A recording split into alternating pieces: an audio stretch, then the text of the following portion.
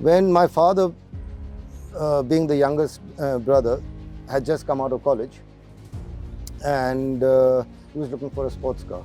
Right. So he had seen Austin Healey somewhere, and the two brothers were sitting one day, and he mentioned that I'd like to pick up a sports car, and I've seen this Austin Healey. So Maharaj Himmat then said that, well, I've got a sports car, and I'm looking for a Jeep which I believe you have. Right. So would you like to exchange?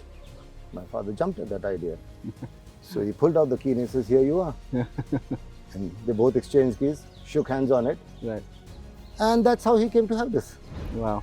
Now that's a classic, iconic motoring For a story nine- if I've ever heard one.